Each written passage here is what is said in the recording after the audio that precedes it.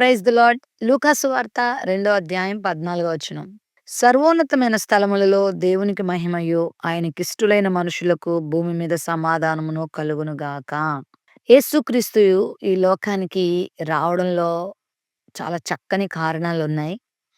తన స్వార్థం కొరకు ఆయన ఈ లోకానికి రాలేదు. తన ఆనందం కొరకు ఈ లోకానికి ఆయన రాలేదు.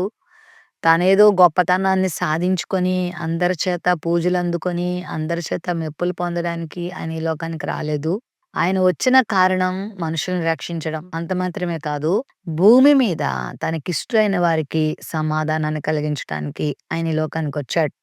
అందుకే యెషయా గ్రంథం 9:6లో కూడా ఆయనకి ఉన్నటువంటి నామములలో ఒక నామము సమాధానకర్తయగు అధిపతి.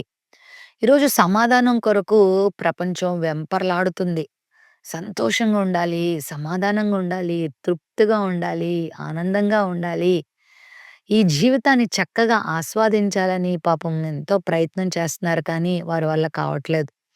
మంచి హోదా సంపాదించుకుంటే, డబ్బు సంపాదించుకుంటే, జ్ఞానం సంపాదించుకుంటే, స్థితిగతులు బాగుంటే, మంచి భార్యను సంపాదించుకుంటే, మంచి భర్తను సంపాదించుకుంటే, మంచి జీవితంలో ఆయా రకాల కళ్ళకు ఇంపుగా ఉండే వాటిని సంపాదించుకోవడం వలన నేను సంతోషంగా, సంతృప్తిగా, సమాధానంగా ఉండగలను అనుకుంటున్నారు. కానీ ఆ సంపాదించుకునే బాటలోనే ఎన్నో ప్రమాదాలకు గురై, ఎన్నో అపాయాలకు గురై, ఎన్నో సమస్యలకు గురై, ఎన్నో టెన్షన్స్‌కు గురై, జీవితాలను వ్యర్థం చేసుకుంటున్న వారు కూడా లేకపోలేదు. సమాధానం ఎలా వస్తది? డబ్బుతో సమాధానమా? మనుషులతో సమాధానమా? లోకంలో ఉన్న భోగభాగ్యాలతో సమాధానమా? కానే కాదు అని చాలామంది జీవితాలను చూస్తే మనకు అర్థమైపోతుంది. సమాధానం ఎలా వస్తదో తెలుసా? సమాధానకర్త ద్వారానే సమాధానం. సమాధానం ఇచ్చేవాని నుండే మనకు సమాధానం. అదర్‌వైజ్ మనం సమాధానాన్ని పొందలేం. మరి ఆ సమాధానాన్ని మనిషికి ఇవ్వడానికి ప్రభు ఈ లోకానికొచ్చాడు. నువ్వు ఆయనకి ఇష్టంగా జీవిస్తున్నావు.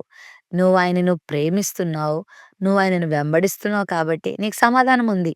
సమాధానం ఆయనలా ఎవరు పరిశుద్ధంగా జీవిస్తారో, ఆయనలా ఎవరు దేవునికి విధేయులుగా జీవిస్తారో, ఎవరు దీనత్వం కలిగి జీవిస్తారో, ఎవరు ప్రేమ కలిగిన వారిగా ఉంటారో, ఇతరులకు సహాయపడే మనసు కలిగుంటారో, ఇతరులను ప్రేమించే మనసు కలిగుంటారో వారెప్పుడు సమాధానంగా ఉంటారు. స్వార్థంతో, అజితేంద్రియత్వంతో, గర్వముతో, మూఢత్వంతో, పొగరుబోతనంతో, అవిశ్వాసంతో, దురాశలతో గనక బ్రతికే వాళ్ళకి ఈ లోకంలో సమాధానం ఉండదు. దైవికమైన లక్షణాలు అవే పరిశుద్ధత, ప్రేమ, వినయం, విధేయత. ఈ లక్షణాలు మనలో మనం కలిగున్నప్పుడు ప్రభువుకి ఇష్టమవుతాం. తద్వారా సమాధానాన్ని పొందుతాం. ఈ ఉదయకాల సమయంలో నీకు సమాధానం కావాలా? ఆనందంగా రోజులు గడపాలనుకుంటున్నావా? నీ ద్వారా సమాజంలో దేవునికి మహిమ రావాలనుకుంటున్నావా? నీ ద్వారా అనేక మంది ప్రేమించబడాలి, ఆదరించబడాలని కోరుకుంటున్నావా? అయితే నువ్వు ఆయనకి ఇష్టంగా బ్రతికినప్పుడు నీకు సమాధానాన్ని దేవుడు సిద్ధం చేశాడు. సమాధానాన్ని ఇవ్వడానికి ఈ లోకానికొచ్చాడు. నీ ఆనందం ఆయనకి చాలా ప్రాముఖ్యం.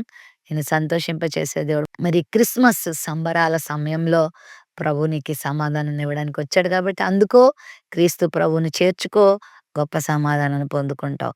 ప్రేమ నమ్మకం కలిగిన మా తండ్రి మీకు వందనాలు.